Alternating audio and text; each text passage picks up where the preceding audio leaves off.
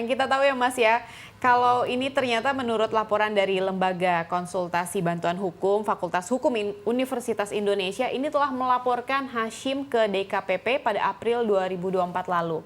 Artinya kejadian ini memang berlangsung pada saat pemilihan Pilpres dan juga Pileg. Bagaimana nih Anda melihat ini? Karena ini tentunya kan terkait kinerja Ketua KPU pada saat itu ya Mas ya? Iya, kalau berbicara apa yang terjadi dengan Pak Hasyim Asyari terkait dengan kinerjanya, ya kita tidak bisa memungkiri Pak Hasyim Asyari ini banyak sekali masalah. Betul. Dari DKPP, baik sanksi peringatan maupun sanksi berat.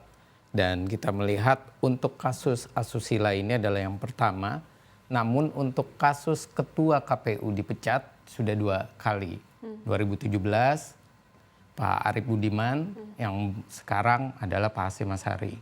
Asusila ini adalah yang pertama dan Pak Hasyim Asyari kena 2 kali kasus. Yang satu adalah terkait dengan wanita emas dan yang kedua adalah terkait dengan cat atau inisialnya, dan ini adalah membuktikan bahwa kinerja KPU ke depan ini perlu untuk diperbaiki oleh pertama dari tim seleksi untuk melihat etikanya, track record, dan yang berikutnya tentunya dari DPR RI-nya sendiri supaya tidak terjadi lagi permasalahan-permasalahan yang berlarut-larut karena sudah 2 periode kita kehilangan ketua KPU dan lagi-lagi kedua-duanya soal etik. Asusila. Karena masalah asusila. Seperti tadi Pak Efriza sudah mengatakan bahwa ini merupakan kasus kedua karena sebelumnya sudah ada kasus dengan wanita emas. Iya. Mengapa baru sekarang diberhentikan gitu Pak? Apakah karena kepentingan politiknya sudah selesai, karena pilpresnya sudah terpilih atau seperti apa? Kalau saya lihat ini lebih karena ini proses hukum, pembuktian hukumnya yang memang terbukti. Dan kalau kita melihat tidak bisa kita tarik bahwa ini adalah karena proses pemilihan umum presiden sudah selesai. Malah kalau saya berkaca atau melihat pandangan seperti itu adalah pandangan yang malah merusak demokrasi di Indonesia. Kinerja KPU itu adalah kinerja yang kolegial, kita harus akui. Yang kedua, bagaimanapun KPU sudah melaksanakan pemilihan umum dengan baik dan jangan ditarik persoalan asusila dengan kinerja dan dengan pilpres karena ini sesuatu yang berbeda. Kalau ini semua ditarik, kita akhirnya menjadi orang yang julid, orang yang tidak bisa move on terhadap kekalahan di pilpres. Dan ini malah juga meruntuhkan esensi dari demokrasi, meruntuhkan juga esensi dari pilihan rakyat, dan yang terakhir adalah meruntuhkan lembaga KPU sendiri karena ini adalah personal. Namun ini kan menjadi di tengah masyarakat meragukan gitu loh, sementara keputusan-keputusan yang selama ini dibuat oleh ketua KPU. Gitu, ya, kalau meragukan apa yang dibuat oleh ketua KPU ya kita bisa mendorong kepada DKPP dan DKPP pun sudah melihat tentang kebocoran informasi waktu itu, kemudian tentang caleg yang korupsi yang kemudian masuk penjara dan ini tidak boleh caleg napi, dan kita juga bisa melihat ada kasus lagi yang saat itu adalah tentang caleg perempuan yang tidak diakomodir. Artinya kinerja itu bisa diproses di DKPP. Hanya saja lagi-lagi Pak Hasyim ini terkena kasus yang berbeda. Ini kasus asusila. Dan kalau kita melihat ini adalah memang sebuah fakta bahwa laki-laki itu sangat sulit menghadapi perempuan. Dan laki-laki itu paling mudah terjerumus kepada perempuan. Dan ini adalah lagi-lagi kita perlu atau tidak memajukan kode etik dalam hal ini adalah misalnya regulasi yang mengatur proses fit and proper test terhadap bagaimana hubungan dengan perempuan.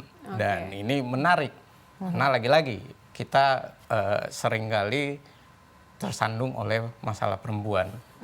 Artinya nggak mempengaruhi keputusan-keputusan yang sudah dibuat sebelumnya, tetap legitimate begitu ya Pak? Iya, kalau legitimasi jelas, pengakuan yang sah sudah jelas. Dan Pak Prabowo Gibran juga 50% plus 1 dan keputusan di MK pun sudah jelas, dan ini tidak membuat kasus asusila kemudian akhirnya mempengaruhi legitimasi dari rakyat. Dan kalau sampai seperti itu berarti kita malah menggiring kepada demokrasi, kita tidak mempercayai rakyatnya. Dan kita malah menggiring kepada opsi-opsi orang-orang yang tidak bisa move on. Dan ini adalah kesalahan besar. Kita tidak menghargai demokrasi, menghargai suara rakyat. Baik. Tadi juga sempat disinggung sama Mas Efriza ini kan sebelum kasus asusila anggota perempuan PPLN yang di Den Haag, ternyata Hasyim juga pernah menerima aduan yang sama, yaitu kasus asusila terhadap salah satu ketua umum partai politik yang wanita emas tadi yang sempat di-mention sama Mas Efriza. Apakah ini artinya sebetulnya ini sudah terlihat nih kinerja yang kurang bagus terhadap Hasyim? Balik lagi yang tadi katanya wanita ini menjadi salah satu kendala dari mantan ketua KPU ini.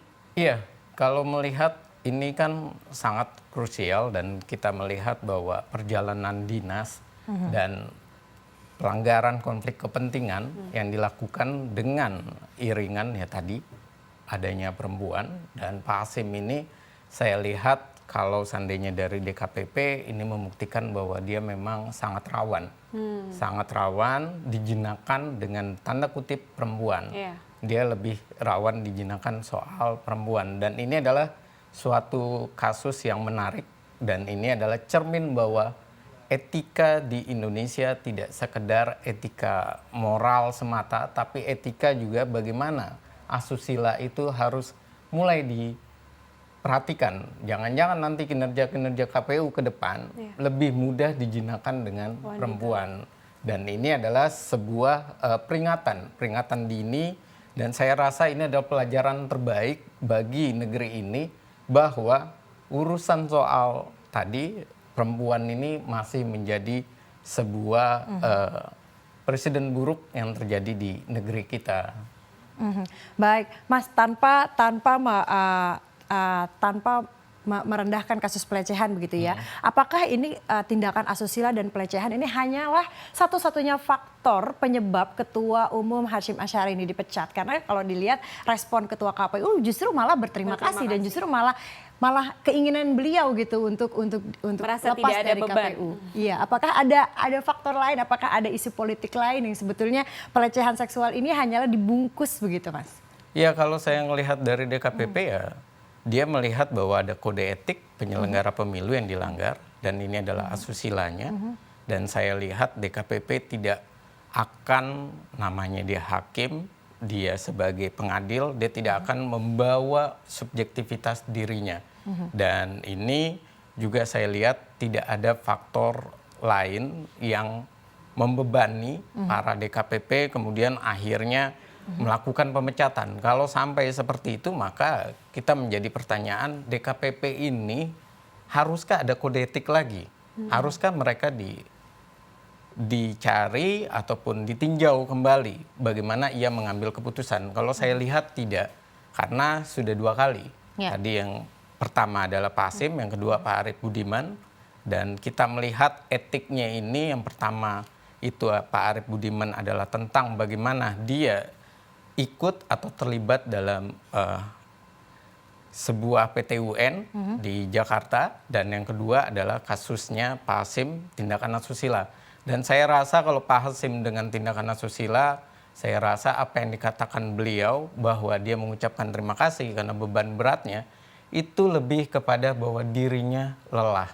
Dan sisi yang kedua kita juga bisa melihat bahwa dia tidak ingin berdebat, berpolemik soal kasusnya. Dan yang ketiga kita melihat bahwa ia ingin berterima kasih bahwa ia sudah bekerja dan sudah melepaskan bebannya yang begitu melelahkan. Dan ini adalah bukti bahwa KPU ini adalah suatu hal yang menarik, suatu hal yang begitu esensial di dalam demokrasi Indonesia, tapi KPU ini selalu punya masalah tersendiri, dari mulai kasus korupsi, Pak Wahyu, kemudian kasus etik dari Pak Arief Budiman, kemudian kasus asusila.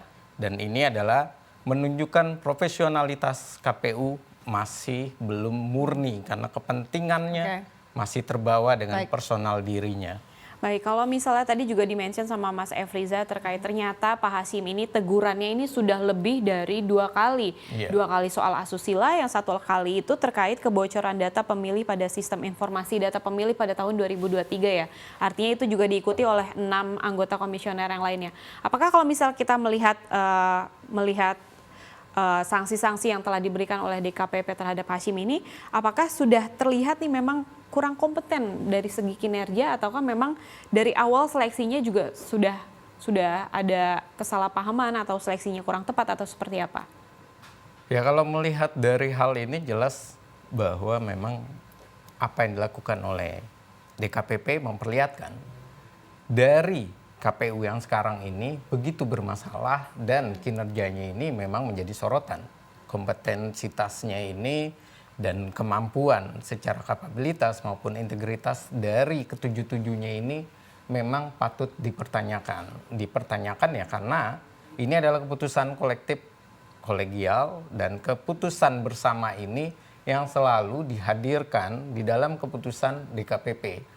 Dan lagi-lagi kena semua, dan kecuali asusila ya yang secara pribadi. Dan ini membuktikan bahwa kita dalam mengambil keputusan ke-6-6-nya ini menjadi pertanyaan, apakah ke-6-6-nya ini ikut berproses dalam pengambilan keputusan atau ke-6-6-nya ini mengikuti maunya Ketua KPU.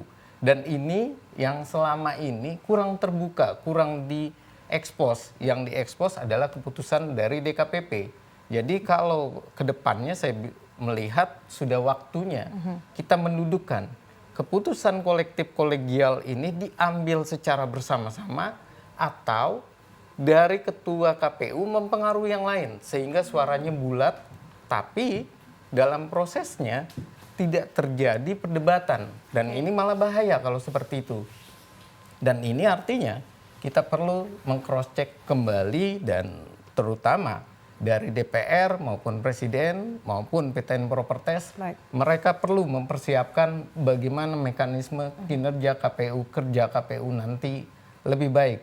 Dan ini adalah suatu hal yang perlu menjadi catatan. Baik, Mas Efriza, ini kan berarti dengan diberhentikannya Hasyim Asyari dari kursi Ketua KPU dan juga Komisioner KPU, artinya sekarang kursi Ketua KPU ini kosong, ya kan?